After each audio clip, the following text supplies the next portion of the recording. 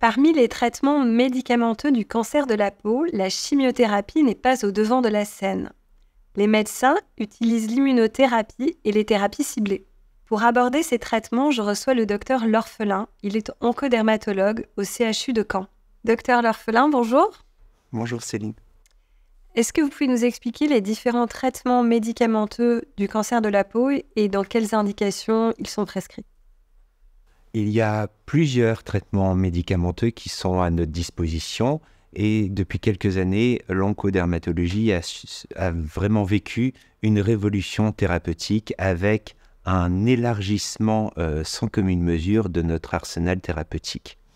Autrefois, on traitait les mélanomes avec de la chimiothérapie, avec un bénéfice qui était somme toute assez limité. Et finalement, avec l'avènement de l'immunothérapie et des thérapies ciblées, la chimiothérapie se retrouve proposée dans des lignes extrêmement tardives dans les prises en charge des cancers cutanés. Ça ne veut pas dire qu'elle n'a plus sa place, mais elle apporte moins de bénéfices. Toutefois, elle a encore sa place et son intérêt pour des patients qui ont déjà eu de l'immunothérapie ou des thérapies ciblées s'ils sont éligibles aux thérapies ciblées et qui n'ont soit pas répondu, soit ont développé des effets secondaires qui contre-indiquent ces thérapeutiques. Le mode de fonctionnement de la chimiothérapie est, si je peux me permettre, pas très subtil, c'est-à-dire qu'elle est là pour aller tuer les cellules cancéreuses ou du moins limiter leur prolifération. Mais elle a également une action sur les cellules saines. Et c'est d'ailleurs ce mode d'action qui fait son lit de toxicité. Désormais, notre étalon or, notre manière de traiter préférentielle, c'est l'immunothérapie. L'immunothérapie est arrivée il y a maintenant quelques années et le traitement de référence dans le mélanome, mais également dans les carcinomes. Finalement, depuis qu'on est tout petit, notre système immunitaire sait reconnaître ce qui n'a pas à être en nous, un virus, une bactérie, et auquel cas, il développe différentes stratégies pour aller éliminer ces hôtes non désirés. Dans le cadre du cancer, notre système immunitaire arrive à repérer que le cancer n'a pas à être là. Malgré tout, si ça marchait aussi bien que ça, personne ne développerait de cancer parce que notre système immunitaire ferait le nécessaire. L'immunothérapie permet d'aller restaurer notre immunité, de restaurer notre système immunitaire, notamment par l'activation des lymphocytes qui appartiennent à la famille des globules blancs, et surtout de rendre la vue à notre système immunitaire pour qu'il puisse aller reconnaître la cellule tumorale et l'éliminer. Enfin, il y a les thérapies ciblées qui sont une véritable proposition thérapeutique d'intérêt, mais qui ne peuvent pas être proposées à l'ensemble des mélanomes. Par définition, la thérapie ciblée cible quelque chose, en l'occurrence une mutation, et cette mutation, dans l'immense majorité des cas, c'est la mutation BRAF V600 qui est présente dans 60% des mélanomes à peu près. Où et comment sont administrées ces différentes thérapies ? Pour la chimiothérapie, la plupart du temps, elle est administrée en hôpital de jour, soit par voie veineuse, la voie veineuse périphérique, mais généralement, à cause de sa toxicité, volontiers sur chambre. La chimiothérapie, plus rarement, peut être proposée par voie orale, selon les molécules qui sont proposées.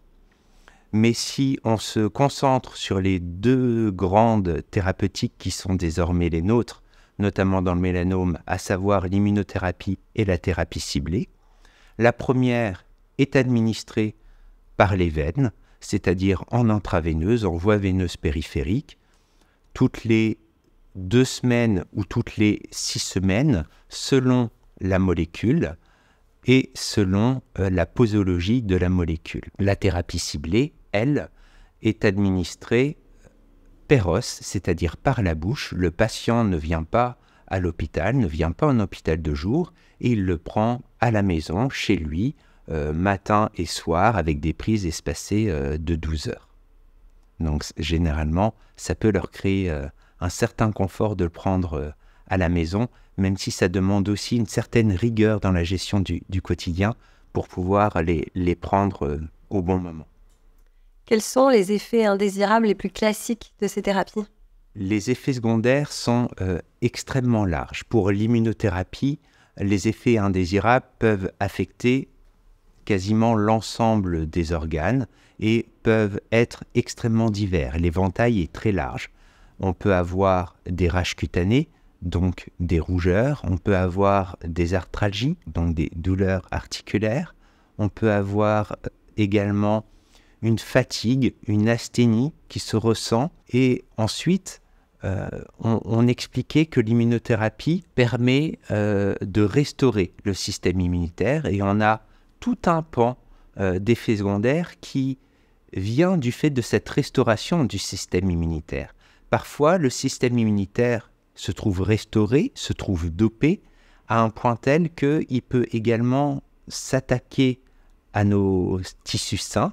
Et ce spectre-là, c'est ce qu'on appelle le spectre de l'auto-immunité, notre système immunitaire contre nos tissus sains. Et les deux exemples les plus classiques sont la pneumopathie auto-immune et la colite auto-immune. Enfin, pour l'immunothérapie, on peut aussi développer des troubles thyroïdiens, volontiers l'hypothyroïdie. Mais on peut également retrouver des troubles du cortisol. La plupart des effets secondaires surviennent assez précocement, sur une moyenne de 40 jours environ à l'initiation du traitement, mais certains peuvent survenir vraiment très à distance du début du traitement et parfois même après l'arrêt du traitement, ce qui nécessite une vraie surveillance des paramètres biologiques du patient, mais aussi des paramètres cliniques. Pour la thérapie ciblée, on a environ 3 associations qui sont à notre disposition et ces 3 associations offrent peu ou prou les mêmes effets indésirables, mais dans des proportions différentes selon ces associations. Les 2 grands pôles, c'est les effets ophtalmologiques et les effets cardiologiques. C'est d'ailleurs ce qui justifie que sous thérapie ciblée, nos patients doivent avoir une surveillance ophtalmo et cardio, notamment avec une écho-cœur. Mais on a aussi plein d'autres petits effets indésirables comme des œdèmes, là encore des rages cutanées, un syndrome pied-main, des fissures, une modification des cheveux, pas de chute, mais une modification des cheveux qui peuvent être volontiers plus secs avec une modification de texture. Et enfin, des troubles articulaires qui peuvent être également invalidants. 2 autres effets indésirables assez classiques sous thérapie ciblée, c'est la phototoxicité, c'est-à-dire une sensibilité de la peau véritablement accrue au soleil. Et enfin, on a la fièvre. On peut développer une fièvre sous thérapie ciblée.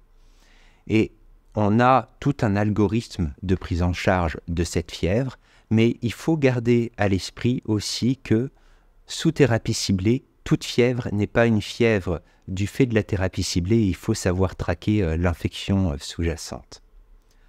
Enfin, même si elles sont beaucoup moins utilisées, on peut avoir recours aux chimiothérapies et les effets indésirables des chimiothérapies sont les effets indésirables des autres chimiothérapies dans les autres organes.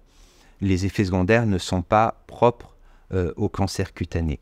Donc on retrouve volontiers la toxicité hématologique, c'est-à-dire une difficulté pour la moelle à aller créer ses lignées, donc les globules rouges, les globules blancs et les plaquettes. Donc c'est quelque chose qui est véritablement surveillé de manière assez étroite. Et enfin, des toxicités digestives à type de nausées, vomissements, de l'inconfort abdominal, de la fatigue, des toxicités hépatiques. Comment les patients et patientes peuvent se prémunir de ces effets secondaires? Je crois que la meilleure prévention réside déjà dans le fait d'inclure le patient au centre de sa prise en charge. Le patient doit véritablement être acteur de sa prise en charge, c'est-à-dire qu'il doit connaître sa maladie, il doit connaître le traitement qui lui a été proposé, mais également l'ensemble des effets indésirables qui pourraient survenir. Et auquel cas, à charge aussi de son oncologue d'inclure le patient dans la prise en charge pour que finalement la surveillance des effets indésirables soit tant à la charge du patient que de l'oncologue, et auquel cas se crée un partenariat. Il y a beaucoup de choses qui peuvent être prescrites pour essayer d'endiguer ces effets indésirables. Mais le patient peut de lui-même, par exemple pour un syndrome pied-main, appliquer des émollients, avoir un chaussage adapté pour éviter que ce chaussage soit traumatique, éviter les frottements. Tout ça sont autant de petites mesures qui peuvent aider. Après, c'est illusoire de faire croire aux patients que tous les effets indésirables peuvent être évités. On aimerait, mais malheureusement dans les faits, c'est impossible. Et si un effet indésirable doit survenir, finalement, la meilleure manière de le prendre en charge, c'est de le prendre en charge précocement. C'est pour ça qu'ils doivent être connus et reconnus.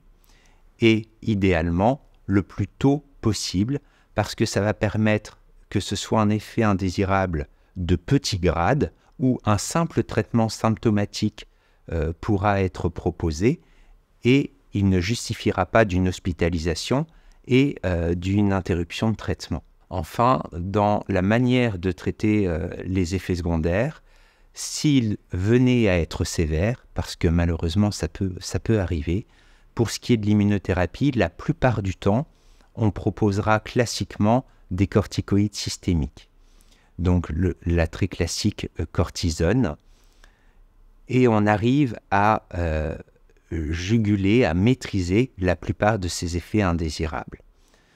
Plus rarement, on doit avoir recours à des thérapeutiques un peu plus poussées, de type immunosuppresseur, mais ça reste quand même assez à la marge. Enfin, ce n'est pas du tout sans minimiser leur impact si on venait à manquer d'hormones thyroïdiennes ou de cortisol, auquel cas on fera une simple supplémentation. Docteur L'Orphelin, vous avez un parcours atypique. Vous êtes d'abord ingénieur en nucléaire et puis finalement médecin. Est-ce que vous pouvez nous raconter? Aussi loin que je me souvienne, j'ai toujours été intéressé, pas forcément par la médecine, mais par le soin de l'autre, par le care, par mon histoire personnelle, familiale, parce que tout petit, j'ai été amené à prendre soin des autres et à fréquenter les hôpitaux. Donc c'est quelque chose qui est en moi et qui est assez naturel. Mais effectivement, parfois, il y a des chemins plus tortueux que d'autres. Et j'ai commencé en faisant un parcours d'ingénieur nucléaire. J'y ai fait mes études, mais j'ai également travaillé en tant qu'ingénieur nucléaire, notamment de recherche, parce que j'avais la sensation que c'est là où se jouaient les choses, qu'il y avait un fort impact scientifique et aussi de forts enjeux humains. Et ça me plaisait. En dernière année d'ingénieur, avec des potes de promo, on a créé une association qui venait en aide aux enfants hospitalisés où on leur proposait des petits jeux scientifiques, soit pour les distraire, soit pour leur permettre de ne pas décrocher au niveau scolaire si l'hospitalisation était de longue durée.